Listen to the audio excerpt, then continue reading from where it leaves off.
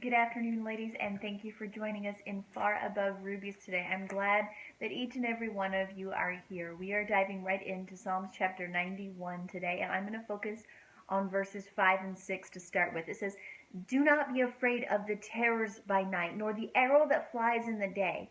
Do not dread the disease that stalks in darkness, nor the disaster that strikes at midday." I feel like this chapter was written after reading the headline news of 2016. I'm going to paraphrase a little bit for you, okay? Don't be afraid of the bombs going off in New York City at night. Don't be afraid of the drive-bys or the gang violence. Don't be afraid of the bullets that fly in the middle of the day. Don't be afraid of Ebola or Zika or Listeria. Don't be afraid of tornadoes or floods or earthquakes or fire. Why? Why? Because of verses 9 through 12. It says, "If you make the Lord your refuge, if you make the Most High your shelter, no evil will conquer you. No evil will happen to you. No plague will come near your home, for he will order his angels to protect you wherever you go. They will hold you up with their hands, so you won't even hurt your foot on a stone."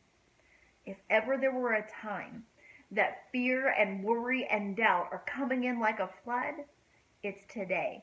Even children of God are worried about what will happen tomorrow, what will happen next week. What am I going to wake up to hear on the news tomorrow morning?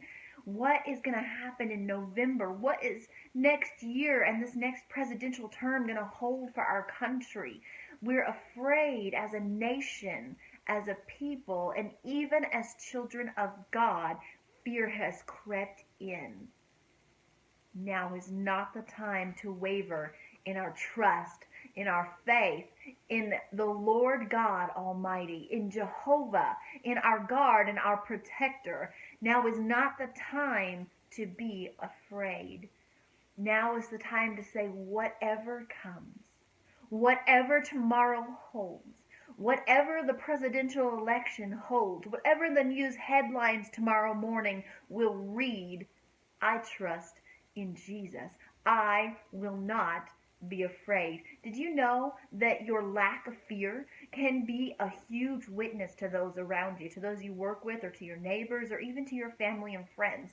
And they'll say, "Well, why aren't you bothered by this? Why aren't you afraid of this? Why don't I hear you talking about, oh my goodness, what happens when November, when that election rolls around? What happens whenever another bomb goes off or another terrorist attack happens? Why don't I hear you talking about those things or hear you being afraid?"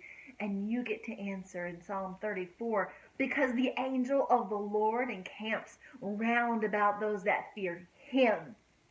Not that fear the headline news, and not that fear the political, social climate, not that fear what may come, but those that fear him and delivers them. Because the angel of the Lord encamps around them that fear him and delivers them. Your challenge today is to read Psalms chapter 91. Delve into it. Don't just skim over it. Read this chapter. Read this chapter. I don't care if you have to read it 3 times. Read this chapter. Read it in a version of the Bible that you understand and that makes sense to you. I personally like the New King James or the New Living Translation whenever you have difficulty understanding the King James Version. Read it until it makes sense to you. It's powerful. Your second challenge is to share a verse both here and on your wall from Psalm chapter 91 that speaks to you. And thirdly, let your lack of fear, your faith in God and your lack in fear be a witness to someone around you. And when someone brings up that kind of conversation, they're worried for their family, they're worried for their children, they're worried for their safety or their job, they're worried for the economy, they're worried for what we might get ourselves into as a country in the coming months, you get to say to them, I'm not worried about it, because the angel of the Lord encamps round about those that fear him and delivers them. He gives his angels charge over me. I belong to him, and I don't have to fear. If no one's told you lately, you are so loved.